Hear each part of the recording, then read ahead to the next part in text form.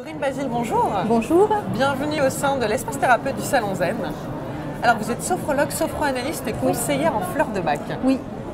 Alors, est-ce que vous pourriez un petit peu nous parler de ces trois activités? À quel moment vous avez commencé à vous former dans votre parcours?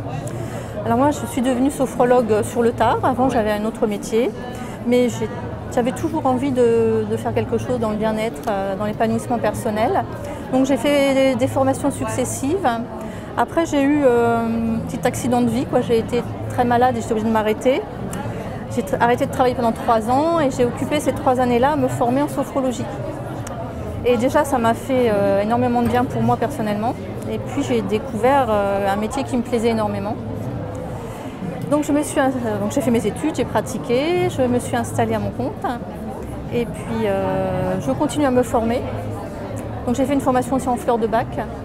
Et les fleurs de bac, c'est très complémentaire avec la sophrologie. Ça permet de gérer les émotions. Et c'est un outil très, très important que j'utilise avec beaucoup de succès. Et puis voilà, je continue mes formations. Et maintenant, j'ai fait la formation en sophroanalyse. Et là, j'arrive vraiment à la source de ce que je voulais faire. Là, on est dans les mémoires intra-utérines et c'est souvent la racine du problème. Si on n'a pas été à la racine de son problème, le problème va se répéter.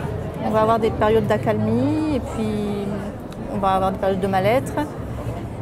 Donc il faut vraiment aller à la racine. La racine, souvent, c'est l'intra-utérin, la vie dans le ventre de la mère.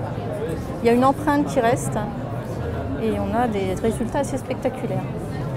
Alors, la différence entre de la sophrologie et de la sophroanalyse, en fait, finalement, ça n'a pas grand-chose à voir.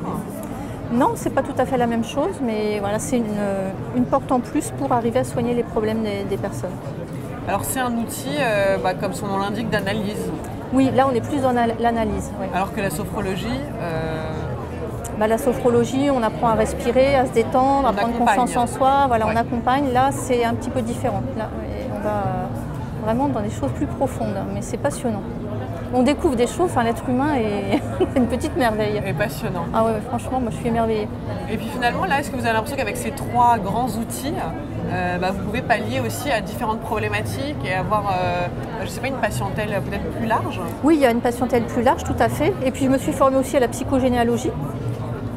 Ça aussi, c'est un outil qui est très intéressant. Ouais. Et je vais me former l'année prochaine à l'enfant intérieur. Et là, avec ces 3 thérapies-là, l'enfant intérieur, la psychogénéalogie et la sophroanalyse, on a une base vraiment très très solide pour aborder les problèmes. Finalement, ça vous a semblé important à un moment de vous former à des outils qui permettent de travailler sur les traumatismes qu'on a vécus dans la petite enfance ou dans la vie intra-utérine, se délester un petit peu de ces valises lourdes à porter pour... Oui, et c'est vrai que c'est soit l'enfance, soit ou même la psychogénéalogie, des fois on n'imagine pas, mais on n'est pas tout à fait libre de notre vie et de notre choix. Il y a des schémas de répétition et c'est très intéressant d'aller chercher dans son arbre. Déjà, on apprend sur sa famille et c'est intéressant. Et puis voilà, on découvre certaines choses et effectivement, ça allège après.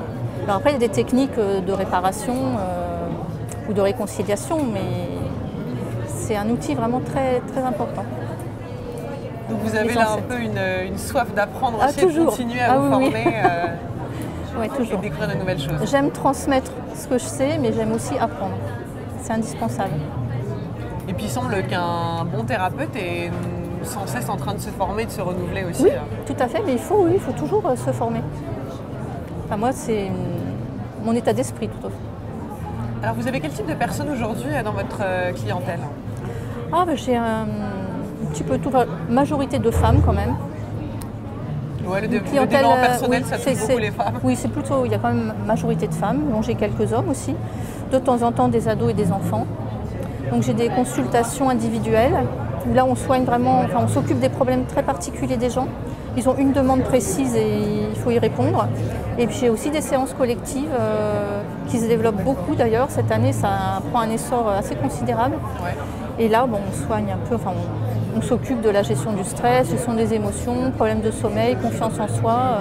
Puis j'ai aussi des techniques énergétiques en sophrologie qui sont aussi très efficaces et je les mets en pratique dans mes cours, dans mes séances collectives. Quoi comme type de technique par exemple?